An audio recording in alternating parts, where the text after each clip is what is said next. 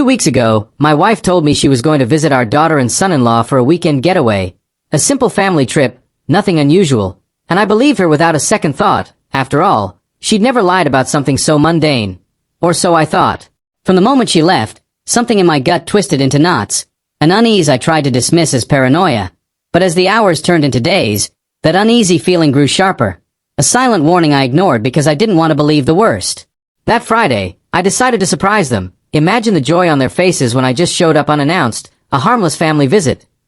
Yet the closer I drove to their home, the more my heart began to pound. The roads felt heavier. My hands gripped the steering wheel like I was bracing for impact, as if some invisible force was preparing me for a truth I was nowhere near ready to face. Parking the car a few blocks away, I walked quietly, each step slower than the last. The faint sound of laughter and clinking dishes from inside the house reaching me in muffled bursts, and then a shadow moved past the window. Her shadow. My pulse raced. It couldn't be.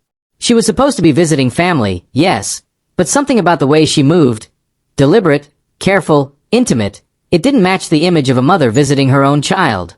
I crept closer, peering through the blinds, trying to convince myself it was nothing, a trick of the light, until I saw him. My daughter's husband wasn't alone in the kitchen. There was a man, tall, unfamiliar, standing too close, their laughter too soft, too conspiratorial, hands brushing over the counter as they prepared breakfast, and my mind froze. My wife was leaning into him, whispering something, her hand lingering on his arm longer than courtesy would allow, her eyes shimmering with something I'd never seen before in her. Desire, secrecy, betrayal. The room felt like it collapsed around me. I wanted to scream, to run, to confront, but my legs refused to obey. My vision narrowed, every detail engraving itself into my memory. The casual intimacy, the way he leaned closer, the subtle tension, the secret smile that didn't reach her lips when she thought no one was watching. My hands were shaking as I pressed my forehead against the glass, trying to make sense of what I was seeing. And then the phone on the counter lit up, a message popping in, and she laughed quietly, reading it, her eyes darting to him. And in that instant, every lie I had ever swallowed, every morning she kissed me with seeming warmth, every weekend she claimed she was out with friends, every "I love you" that once felt sacred, turned into a hollow echo, a mask that was crumbling in front of my eyes. The next minutes blurred into a nightmarish clarity. She turned, and our eyes met through the thin glass of the kitchen window. I swear, time slowed. The betrayal in her gaze was pure, unfiltered, and for the first time, I understood the magnitude of the world I had believed in, shattered, irreparable, and yet, still standing in its ruins. I stumbled back silently, the need to escape, to disappear, wrestled with a furious ache in my chest, a storm of heartbreak and rage I had never known, but I couldn't leave. I needed to know everything. I watched them move to the living room, voices soft, words too intimate for family conversation, and then he touched her hand in a way that was no longer innocent, and she didn't pull away, she didn't hesitate, she smiled, a smile reserved only for him, and my knees buckled. How could she betray not just me, but the life we built together, the trust one poured into every shared meal, every conversation, every quiet moment? My daughter's husband laughed at something, and her head tilted toward him, brushing her hair back, and I realized.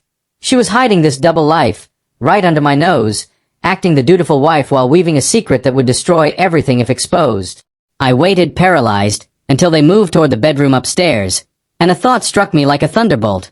I couldn't confront her in anger. She was too cunning, too prepared for denial. I needed proof, undeniable proof, so I sneaked around the side entrance, heart hammering against my ribs like it wanted out, the autumn air biting at my skin, and peered through the slightly open door. My stomach churned as I captured everything. The whispered promises, the laughter, the soft touches, the stolen kisses. I saw the truth in unflinching detail, raw and naked, the mask completely gone.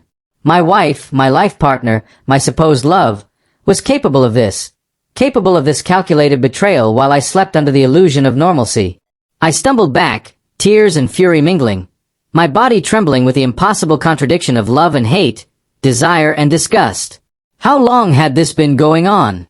How many secrets, hidden messages, late-night excuses, smiles that masked betrayal? Every memory I held of us turned jagged, every plan we made, every promise, crumbled like dry leaves under my hands. Hours later, I confronted her when she returned, calm, unsuspecting, completely unaware that I had seen, recorded, witnessed everything. I didn't yell. I didn't scream. I simply looked at her with a cold, calculated clarity she had never known, and she faltered for the first time. No lies would save her now. No charm, no excuse. The proof, the raw truth, was mine to hold, and as I handed her the recordings, her composure cracked, and I saw it. Genuine fear, not of being caught, but of losing control over the narrative she had so meticulously crafted. My world had been shattered, yes, but the power had shifted. I held the knowledge, the undeniable truth, the betrayal laid bare, and with it, the choice. Forgiveness, confrontation, or total erasure of her lies from my life. I walked out that night, leaving her standing there, the recordings between us like a knife, my chest tight but resolute, every step away a reclamation of myself, every heartbeat a reminder that I had survived the ultimate deception, and though my world had fractured, I was no longer a prisoner of her lies.